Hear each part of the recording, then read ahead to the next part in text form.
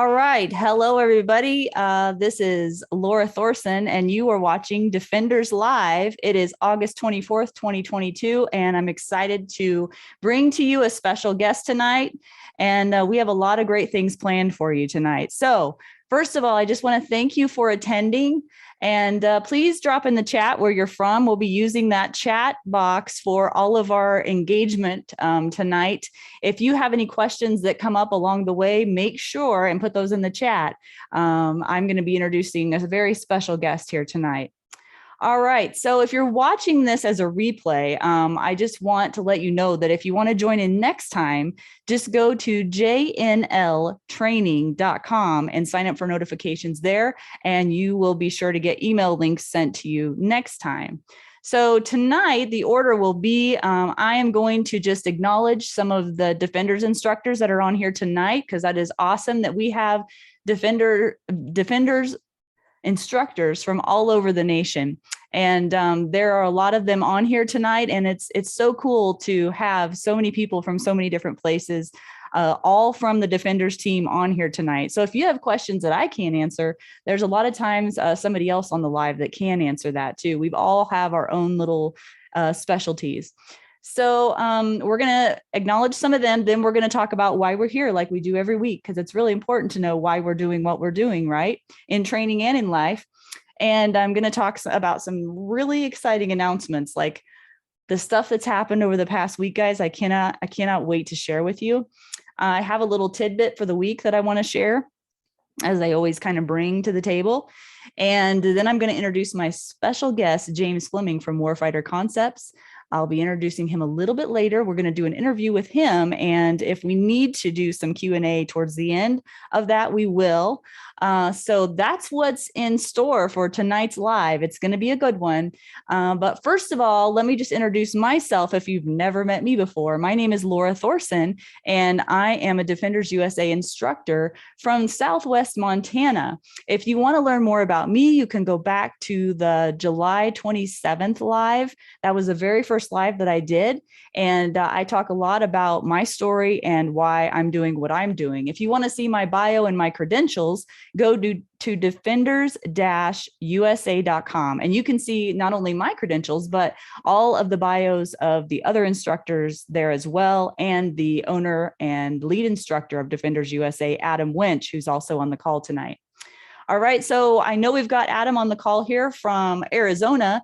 I believe we have Brent Hickman here from Colorado. He's an instructor as well. I think I saw Miles Standish come in. He's usually late to the party, but I think he made it in here tonight. And Dave Heidi, I believe, also from Colorado, is here.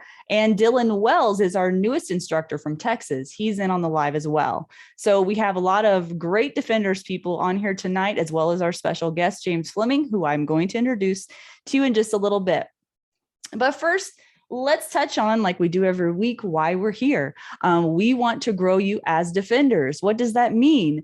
That means that we need to grow as people. We need to realize that being a Defender is about a lot more than being a good shooter. And we can grow you as a shooter for sure, but growing in other areas of your life as well will really help you along your Defender's journey. So that's part of why we're here. And we want to do everything that we can to help you along the way, and maybe avoid some of the mistakes that we've made along the way as well. So that is why we're here. So let's see where we are from here tonight. Oh, we've got Tori's here from Kentucky. That's really cool. Melanie from Colorado. We've got, of course, my Montana people. Love my Montana girls and guys, Peter. And we have Jan from Texas is here. I'm trying to admit more people. Let's see. Colorado, Texas, Michigan. So we're covering quite a bit of the country tonight. And of course, James is in California. James is in San Diego. So we've got a Californian here tonight. Don't hold it against him, guys. He's a good dude. He really is. Yeah. All right. All right. So let's see here. Oh, big announcements. Okay, let me move on to the announcements. You guys, really exciting stuff is happening. I don't know how it's happening. Well, I kind of do. Adam Winch has a part in it, but I have some announcements to make here. So You've been told before, Brian Hill with the Complete Combatant is going to be here next Wednesday. The Wednesday following will be John Correa from Active Self-Protection. And that's super exciting.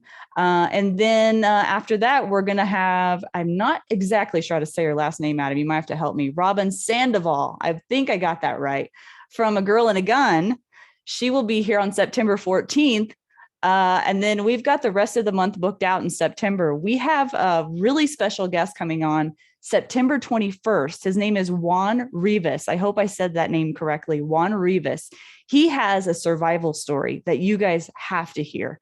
And he is just a wonderful guy. I talked to him on the phone the other day, and he's really excited to come on and share his story with you. So he'll be on the 21st. And then I'm trying to get Adam to come on the 28th of September and talk to us a little bit about some at-home, no equipment exercises that we can do that are specific to shooting and growing strength in our shooting structure, which is our body. But Adam is a CrossFit instructor. I don't know if he still is, but I know he was a past CrossFit certified instructor.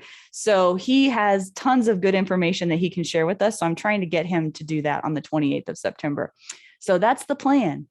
We have some other special guests kind of on the wings that haven't officially been scheduled yet. But guys, that's insane. Isn't that crazy? I'm so excited to share all these cool people with you. So anyway, I'll move on from that. Okay, I have a little lesson for the week. Bear with me. James, I want to get to you. I'll get to you, I promise. But I just want to report to you something I've been doing behind the scenes a little bit. So I can't tell you who or what company yet because I'm doing some R&D for my folks out there, okay? And this little lesson, I call it just breathe, okay? Now, bear with me. You know how we've been talking about how our shooting journey and our defender's journey should be about, wellness, about health, about mental fitness and otherwise? Well, I went to a breathwork class last week. I don't know if any of you have ever experienced a breathwork class, but it was a first for me, and I'm going to continue to go back and I'm going to report to you what it is that I learned from that. But even in just one session, I'm not going to teach you how to breathe properly here tonight. Okay. Don't worry about that. But I will report some of the things that I learned. So the good news about this company is because I didn't want to share it with you if it was a place that you like couldn't get help from across the country, right? But the good news is they can help someone anywhere that they are. They have Zoom calls that they do and other wellness options that they provide virtually. So they will be able to help you. So in realizing that how important wellness is to our mental focus, to our, being physically strong, we have to have confidence and competence being good shooters, but we also need to be emotionally and spiritually balanced also in order to make good decisions. And we need to be able to live with those decisions that we make under those times of stress. So we want to tie all that in together on the range and in life. So I was thinking, maybe this can help me in all areas of my life, and maybe I can share it with you as well. So question for you in the chat. That was a roundabout way to get there, but I got there.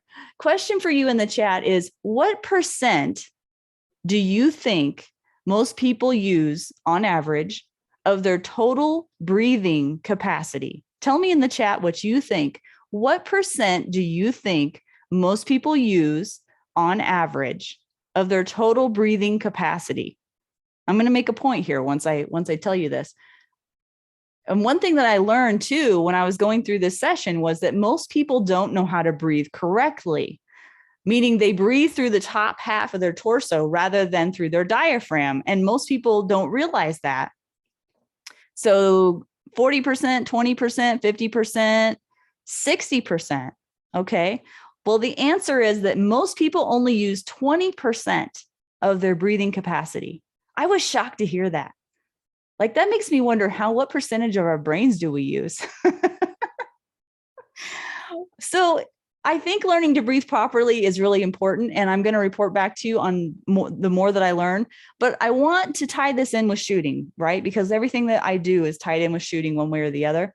So we've learned in our defensive classes that breathing matters. How many times have you been on the line and someone that's been instructing you has reminded you to breathe? They haven't told you necessarily how to breathe, but you can't hold your breath and shoot very well, not for very long anyway.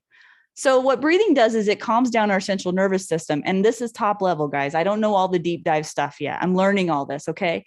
But we know that breathing calms down our central nervous system so that we can make better decisions. And it can help take our body out of fight or flight mode, which is biologically hardwired into us to help keep us safe, right? But what if we can't control our breathing? Then that means we can't control our thinking while we're under stress.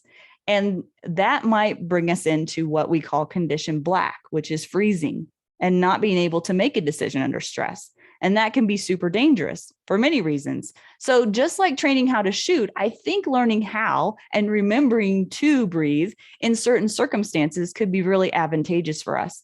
So I'm going to keep diving into this. All right. Because honestly, guys, if we can learn how to do this, I think that this could really be helpful to us. So should teaching yourself how to stay calm through tough situations be part of your training? Yeah, I think it should be part of your training. I think keeping yourself calm in your everyday life, learning how to do that and manage your emotions is helpful as well, right?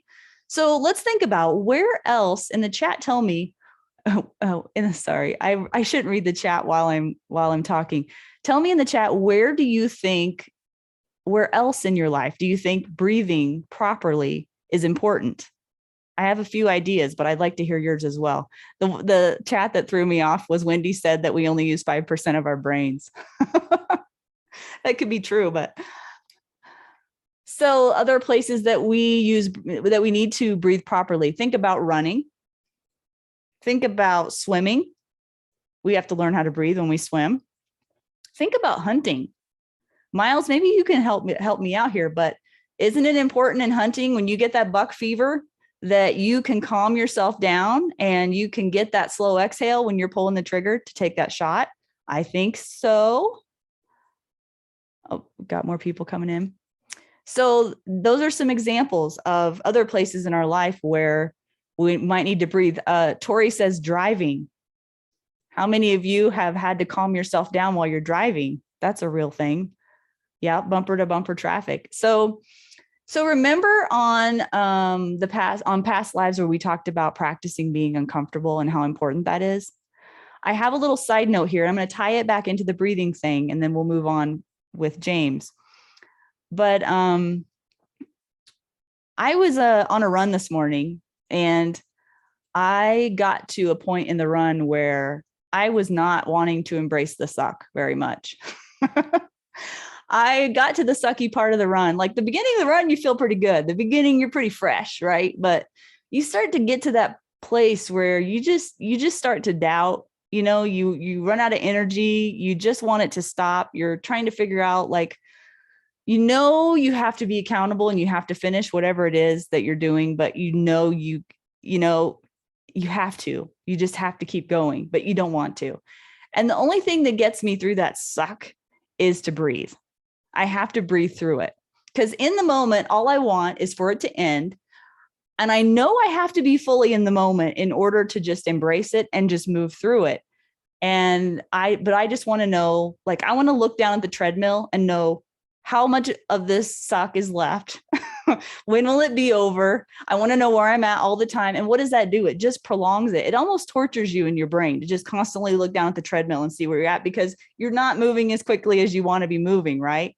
And you could apply this to lots of other things besides running. But what am I doing whenever I am focused on when is this going to be over? How much is left? I'm living in the future. I'm not living in the now. And I'm becoming outcome focused. Remember when we talked about process focused versus outcome focused? I had to go through this even just this morning. So instead, what I did, instead of focusing on when will this end, I tried to just settle into it, settle into the rhythm of my feet, calm my mind down, calm my breathing down, and just get through it.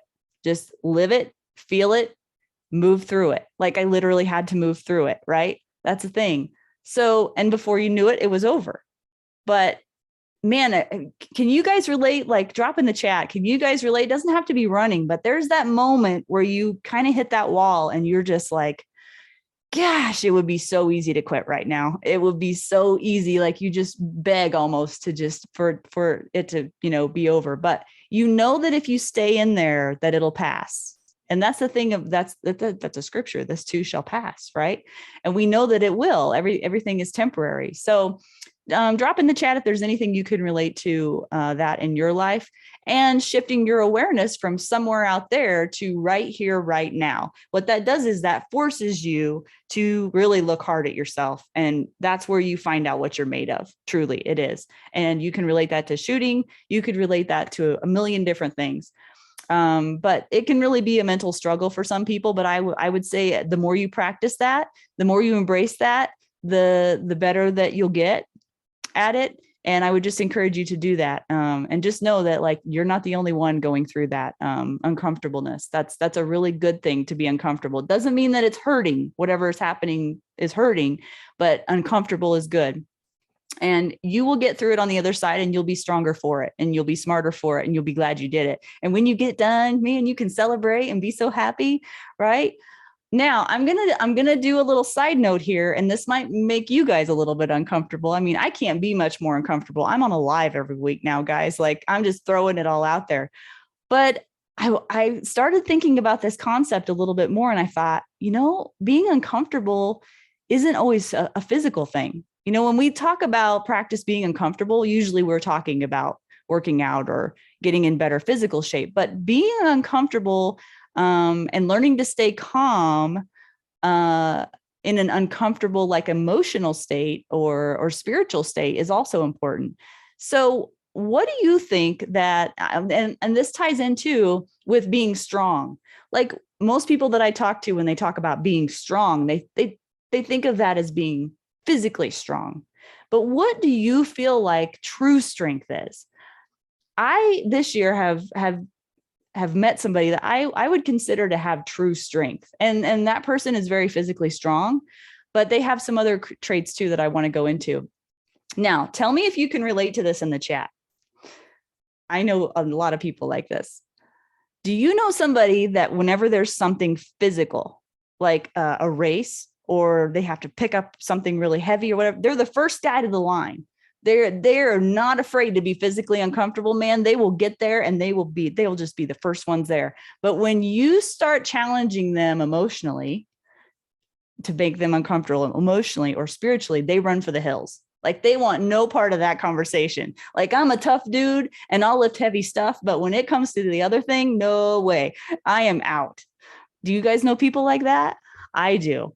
And so I know some really tough guys that can do really hard things physically, but when it comes to emotional or spiritually, they want no part of it. And to me, the strongest person that I have ever known was a person that was mentally focused, physically strong, spiritually fit, and emotionally honest. Think about that. Emotionally honest. Now, stick with me, guys. We're going to tie this in. Can you be truly emotionally honest in front of other people? I know this is really uncomfortable for you guys to hear, some of you right now, but I just want you to practice being uncomfortable right now. I watched this guy, this tough, muscly guy, pour his heart out and share a story recently about the loss of some of his fellow warriors. And his entire focus of that talk was to help others realize that being a defender in defense of life is a serious, serious, serious matter that needs to be considered deeply on many levels. And the talk went very, very much deeper than that, and I won't go into all of it. But it was life-changing for me to hear this talk. And it involves so much more. It involves so much more than carrying a gun on you and shooting guns. This defender's lifestyle involves so much more work than just physical work. That's what I'm trying to get you guys to understand. Okay. And to me, what he possessed was true strength in that moment during that talk, because what he did was he showed his heart. And that is a truly scary thing for many people. Like, that is the thing that is just makes them run. So true strength to me is a willingness to be really uncomfortable, not just physically, but emotionally and spiritually, to be vulnerable in ways that in his instance, he was being vulnerable so that he could help others. It wasn't about him at all. He was being vulnerable in that moment to prove that point, to make that point so that others could learn from that. And he was so dialed in on doing that he wasn't afraid of being uncomfortable in that moment because the message was more important. So most people will never be this vulnerable, but sometimes I think true strength lies in not showing that you're tough, but showing that you're human. So just know that embracing the uncomfortable is not always physical, and focusing on breathing is important to all kinds of uncomfortable, because there's all kinds of uncomfortable for us, physical, emotional, and spiritual. So I will touch more on that later as I learn more through my journey. And as I said, when I learn new things, I'll share them with you. If I think that they'll be valuable to you, I hope that helps somebody out there. And before we move on to James, I just want to do a little bit of, I just want to let everybody know that we have classes coming up here. So we have, let me pull this up. I mean, there's so many classes now, guys. I literally have to pull up the website to see where they all are. But let me see here. Let me move this screen over. So we have classes coming up in New Mexico, Montana, Arizona, Colorado, Texas, Kansas. Adam is going to be down at the Active Self-Protection National Conference in Kansas, end of September. And I think that's all of the states. But anyway, that's really exciting, guys. I just want you guys all to know that we're working really hard to put classes all over wherever we can near you. And if you want to know about where those classes are and what's coming up, go to defenders-usa.com to upcoming courses, and you'll be able to see the whole list of all those classes. Also know that I do offer private lessons as well as many of the other instructors on here, both digital lessons and in person. The digital ones usually aren't, actual live shooting classes, but I can help you one-on-one get set up and get ready for a live training if that's what you're thinking about doing. There's a lot of preparation involved in that.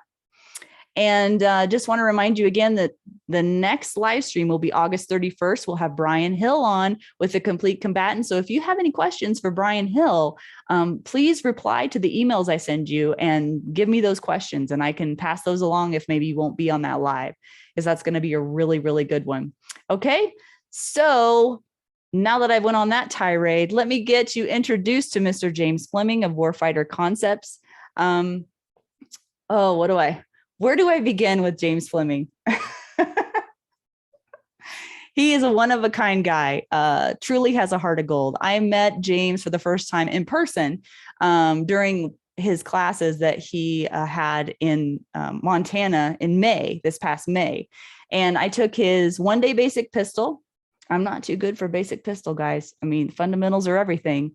2-day intermediate pistol, and I took his basic rifle as well. And it was so much fun. Justin took the class as well, and he really enjoyed it. We got a lot out of it. We had a ton of fun. And, the one thing, well, there's many things, but one of the things I love about James, probably the most, is that he loves people. He really cares about people. When I first met him, I wasn't sure what to think of him. I'll be honest, because he's this big, muscular, military dude, and but man, he's got a soft heart. He really cares about people, and he's the kind of guy that'll leave no one behind. I mean that in every sense of the word, because if there's a new shooter on the line that really is falling through the cracks and really needs help, he will adapt his teaching style to make sure that each and every person gets what they need out of his class.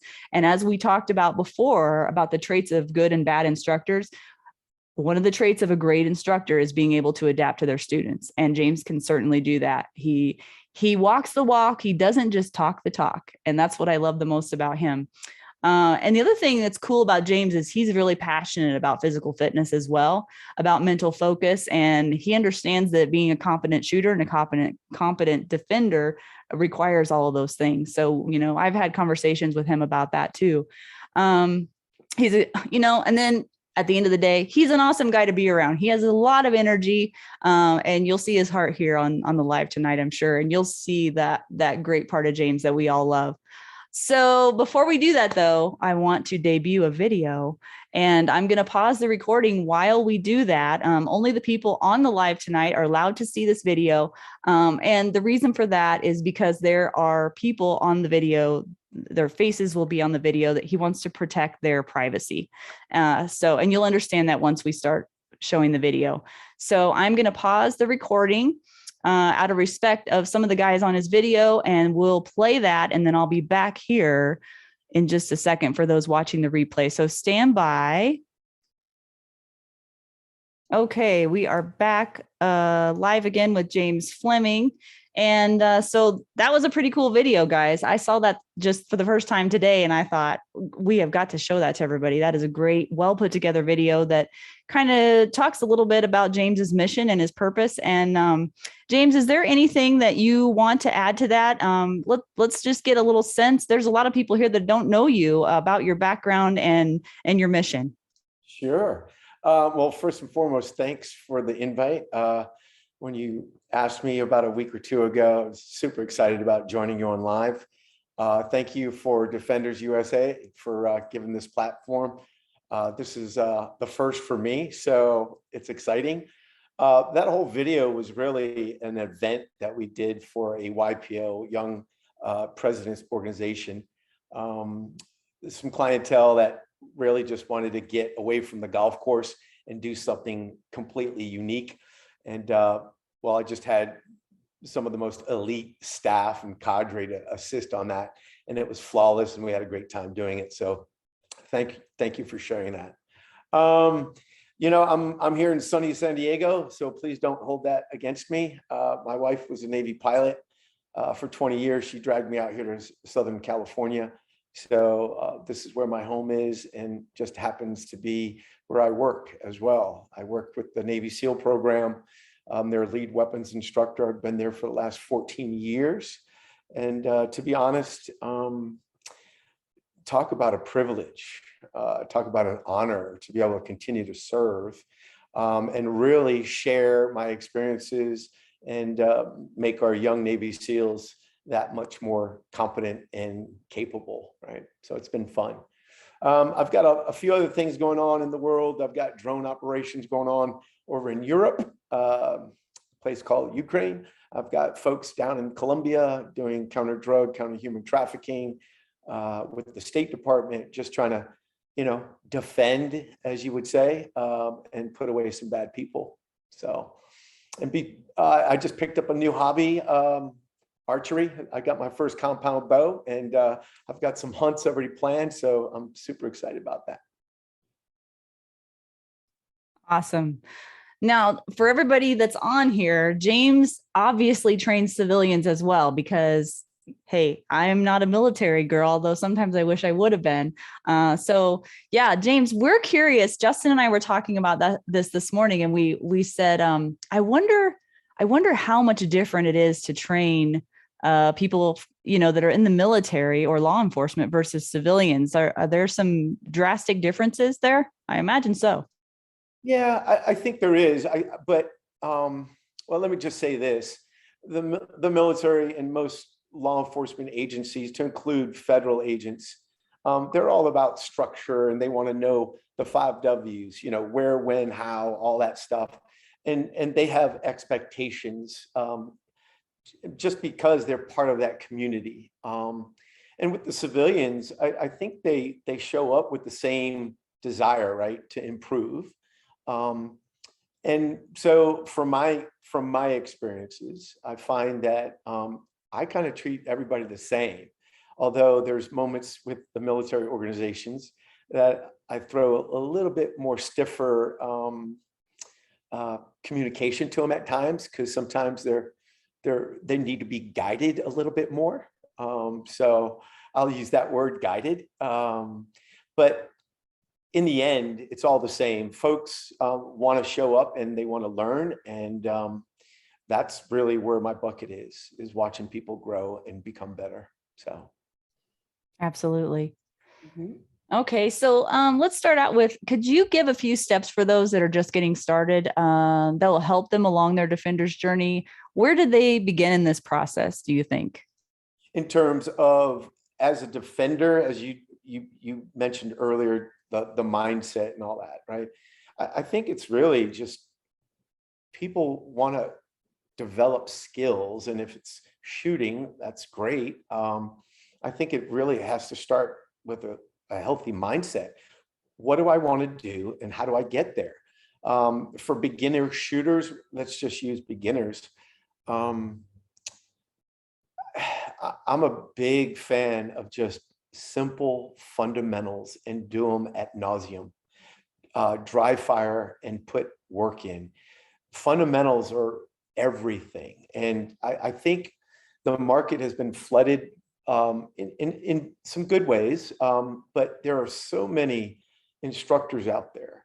And, for customers, clients, shooters, students, trying to find which instructor they want to go to. And I'm a fan of trying to find not just one instructor, but many instructors that you can really connect with, because it really just gives you a different take on certain approaches or techniques. But for beginners, I just be patient, be mindful, certainly put the work in. Basic fundamentals are everything. And don't be so critical. Take your time with it and enjoy it, because I've taught so many people, and I see on the line they're not doing well, and you can see their body language change, and that's where the instructor comes in to really build them back up. I see a lot of head shaking on the line. I'm like, well, we got to turn that into up and down, vertical, right? Let's get a head nod on this and make it right. So I think we become so critical of ourselves as beginners, like, oh God, I am terrible. Just relax, upload that information and put it to practice. And before you know it, I tell my daughters, they're into all kinds of sports. Just be patient and just practice, and you'll find the results. You mentioned something earlier, process. That's what I teach in my classes. I don't talk about speed. I don't talk about end state. I talk about process. And if you focus on process, those efficiencies that you're searching for, that capability will just start to seep in, right? And then you start throwing in some variables of volume and tempo. So don't rush it. Enjoy this part, right? As a beginner. I hope Yeah. that answers. Yeah, that's really good advice. And that's good advice for anybody at any level, really. I mean, advanced or intermediate shooters are just like, masters at the fundamentals, right? So everything's about fundamentals. Okay, so can you give us your thoughts on what you think the difference between being a defender and being a shooter are? Well, I think you captured it, but I'll chop on that a little bit. Shooting is just a skill set, right? It's just a gun, whether it's a rifle, a bow, for that matter, a pistol, self-defense or competitive, it doesn't matter. Shooting is just one component, but if you really want to capture the defender mentality, that means to be prepared. And I've done some presentations before, and I think I could probably encapsulate the whole concept. Physically fit, mentally strong, morally straight. And anybody out there on the live, that's actually from the Boy Scouts. So, but it is certainly true. Take care of your body, because if you're not in optimal shape based on your limitations, but the best version of you physically, it certainly ties in to the mental aspects of dealing with chaos, dealing with stress. It will reduce those moments where someone who's not fit, and now they are breathing out of control, mentally fit, physically fit, mentally strong. Those really tie in together.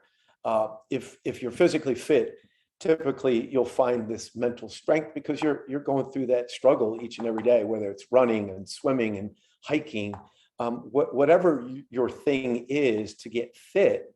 I think it certainly ties in. And then of course, morally straight, maybe that's an added bonus, but just be a kind person. But from a defender's standpoint, right? Be aware of what you're doing. Just be aware, like getting out of the car, getting from the store into the car, into buildings. What's my exits? Just be aware of your surroundings. It's unfortunate, we can't just walk around and just enjoy things.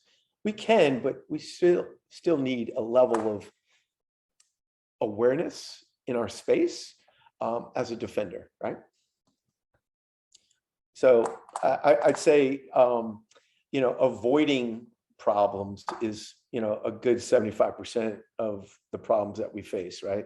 If you're not aware and you just walk into problems, you could probably avoid that just by being aware. Yeah, absolutely. I agree. Well, you kind of answered the next question I was gonna ask you. So so I'll move on to the one after that. And if you guys have questions for James, feel free to put those in the chat as well. So the next question I have for you is, because I know that you're doing a lot of leadership stuff. I mean, you're an exceptional leader anyway, just intuitively you are, but what in your mind makes a good leader? Well, I'd like to start on the other end of it, because we all know what bad leaders look like, right? Or the experiences of bad leaders. But leadership really is, great leadership is folks that first and foremost are comfortable with themselves. They have, all these virtues and characteristics, attributes of selflessness, committed to their team to the utmost, right? Doing more than what's expected of them. Within the instructor role, you're a leader. You're basically motivating people to do something, whether it's a task, a complex problem-solving effort, or just a simple shooting drill. As instructors, you've got to show leadership, and it's being, empathetic, compassionate. All these attributes tie into what I see as a great leader. Being able to make decisions, like sometimes when no time is available, having the ability through experience to lead people, and make the right decision, and understand when you make a wrong one, and be vulnerable to say, hey, I take full responsibility for all things that went wrong. Let's talk about that, right?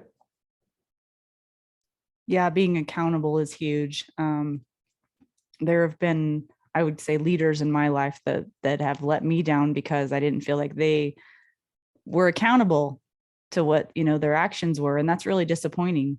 That's a huge part of being a good leader, I think. And that takes a big piece of humble pie sometimes to do that. So, yeah, as a leader, I think also is just being humble, and let your ego sit at the door.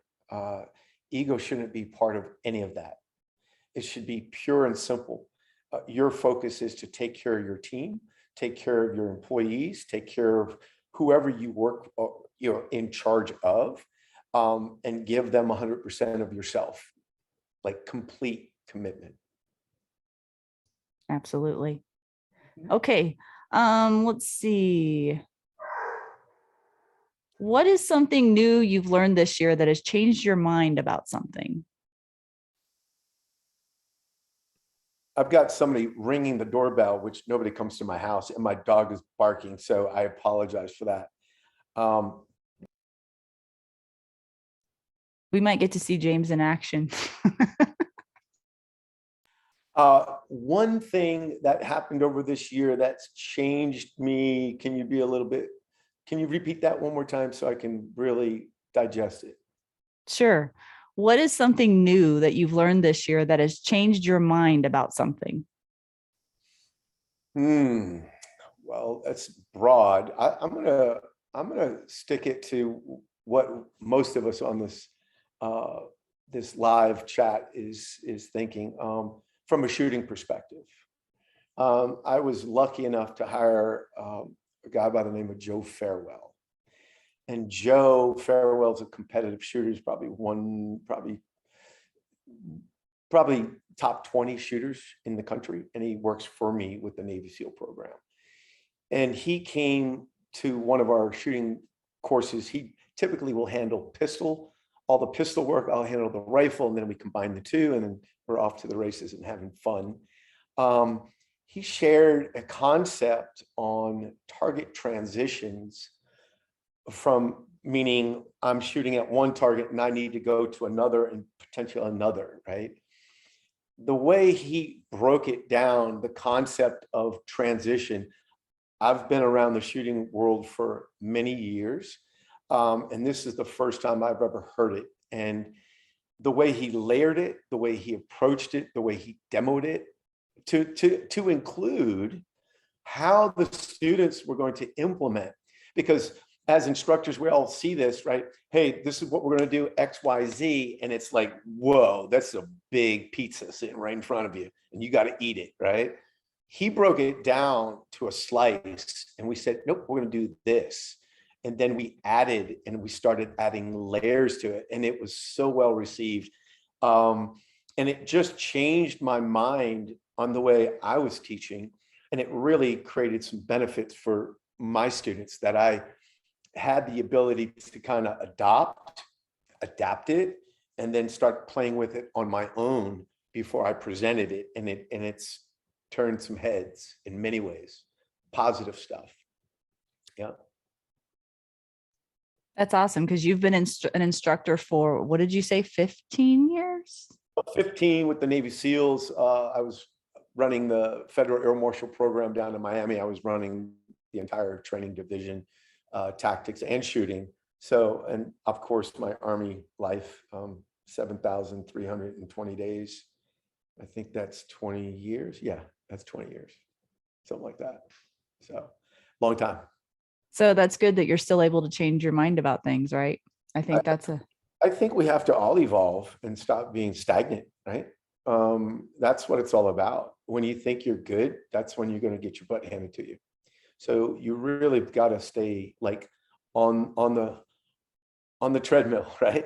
On the wheel. That gerbil keeps running and running and running, right? You got to find new things or old things and really reinvent and adapt. And that's the only way you're going to evolve to become better, whatever it may be, right? Absolutely. So I have this other question here. I didn't tell you about this question. Can I throw you a curveball? There's nothing here. Come on. I knew you'd be up for that. Talk about one of the most impactful teaching moments you've experienced, either as a student or as a teacher. Oh, there's many. Most impactful? Well, I will say across the board, it's always seeing students, regardless of any level, is when that light bulb pops and it turns on, and they're like, yeah. One in particular course, I was really, I mean, talk about filling your bucket as an instructor. And you might appreciate this. It was a San Diego Police Department, but it was all women, only women officers.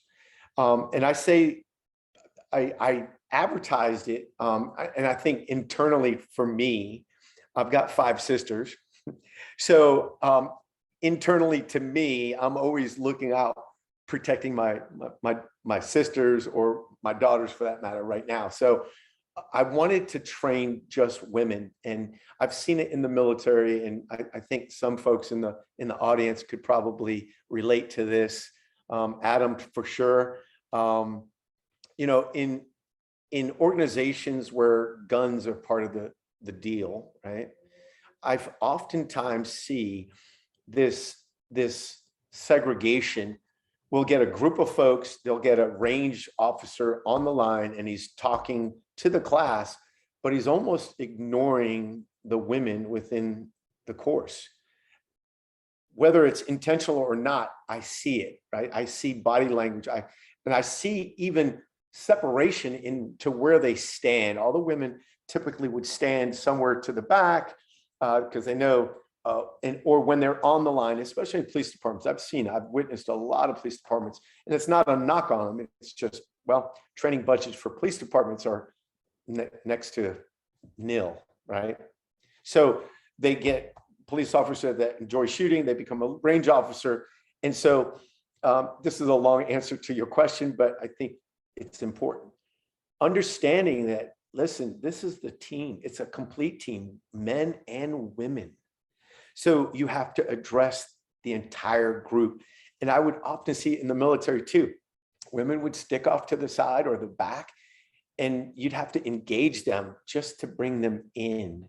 So I advertised all women. I had 15 women show up. It was a rifle pistol 2-day course. I break out kettlebells. I break out barricades. I'm breaking out physicality. These women were like monsters, like amazing monsters.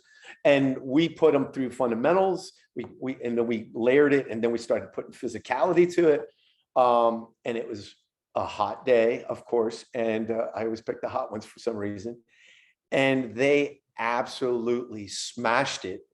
And at the end of it, not one complaint, not one complaint. They absolutely loved it.